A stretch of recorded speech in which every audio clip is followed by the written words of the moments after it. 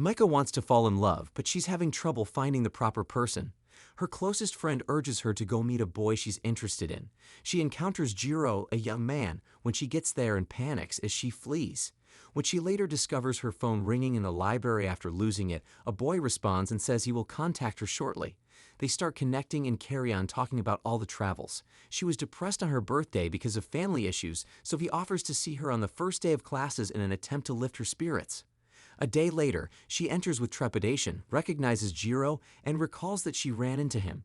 When he talks to her, she turns to go, but not before she hears his voice and walks over to give him flowers. She informs him, shaking with anxiety, that she has murdered them by cutting them, and she leaves. She then makes her way out, where she finds him planting the flowers she turned down, and he makes her grin with a cheeky rainbow. They then slip out of their lessons, and she gives him a tender hairshake in the library.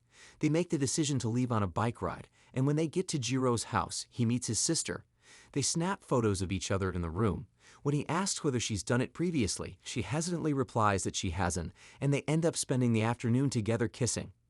She was waiting for him at the bus station the next day. Abruptly, a group of men show up and drag her away so they may humiliate her and snap her photo. Jiro is shown frantically searching for her at night, and upon discovering her, he attempts to comfort her by saying he is sorry for not shielding her. He then locates them and gives them a beating. However, one of them informs him that Seki, his ex-girlfriend, was behind all of the planning. Then, after taking her to Mika, he asks her what he wants to do to her. She answers uncomfortably, and Jiro's sister slashes off a portion of her hair in retaliation. He searches for her at home the next day, taking her to her favorite spot, the riverbank, while tenderly expressing his intention to be like the sky and be there to protect her. He extends a particular welcome to the following individuals before moving on. I really appreciate you viewing the videos and supporting the channel. Yes, let's go on now. On the blackboards as she gets to school, she sees written, Micah is an easy girl. Angry, Jiro erases everything in each classroom he visits and swears to beat up everyone who bothers his fiancée. Thanking him, she assures him that she is safe since she is by his side, and they have sex once again. A few weeks later, she starts feeling sick and finds out she's pregnant in a hospital. After that, she encounters Jiro, but he flees as soon as she informs him. She makes the decision to go, but he comes back carrying a plush animal for the infant, and they joyfully purchase rings as a representation of their love. Then, in an attempt to appear more mature, he cuts off his blonde hair and begs her parents for their approval. Her father, on the other hand, was not pleased and told her that he would do all in his power to be with her and work to support the child. When he sees Saki the next day, she accuses him of being the reason Hiro left her behind. In retaliation, he tosses her down the stairs, but she stands up and tells him that she is unable to keep them apart.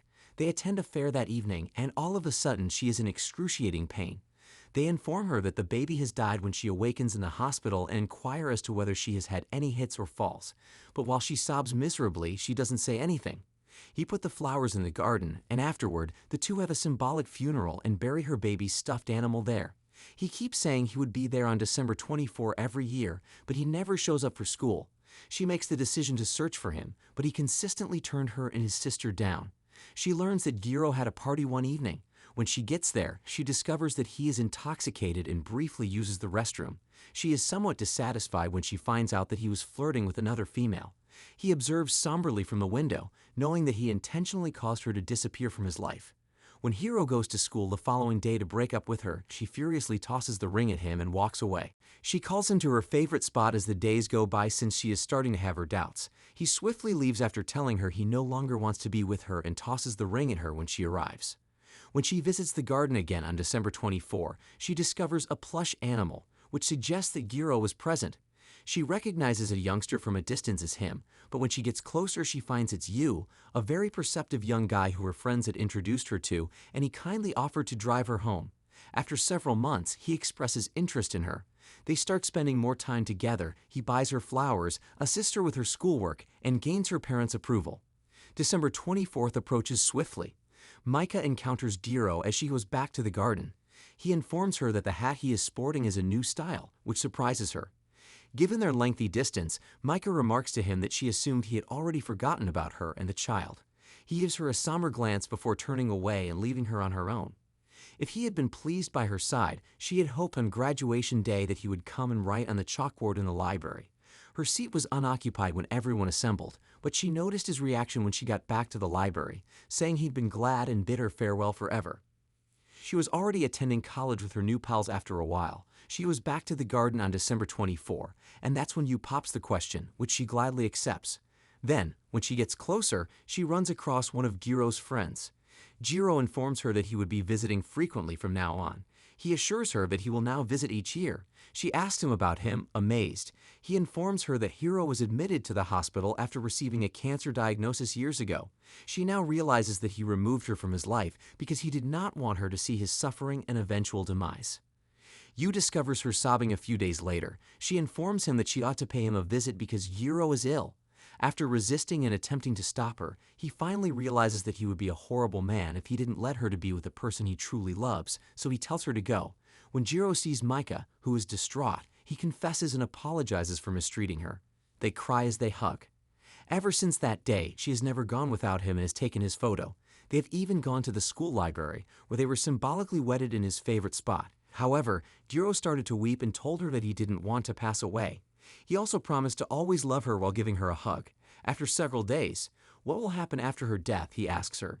She assures him that she will enter paradise. She tells him she will think of him every time she looks up into the sky, after he reassures her that he will be watching over her from that location forever. She then hands him her camera so he can process the pictures. She apologizes to Saki, who is going to become a mother, as she runs into her on her way out. Maika wishes her luck with her kid and extends her forgiveness. After learning that Giro is critically ill, she rushes to the hospital but trips and falls and discovers to her amazement that all of the pictures were of her, since she had taken them without noticing. Iroh tells him not to give up in a video conversation as she is ready to pass away. Iroh begs her to smile with all of his last might, and as he sees her lovely face, he gently passes away and a tear rolls down his cheek. A few days later, she receives Giro's diary, but because she was feeling down, she didn't examine it. Then, devoid of hope and feeling alone, she makes the decision to go to her favorite location. She attempts to leap from the bridge. The journal falls to the ground and two birds arrive, which is unexpected. Hiro requests that she always smile and go on after her death when she reads it. This reminds her of what he said, that he would be her paradise, that he would be her watchful eye. She assures him in the last scene that she will always love him and that she will cherish all of his memories as she rides the train and stares up at the sky. This depressing tale comes to an end when she arrives, is welcomed back by her family, and smiles as she had promised.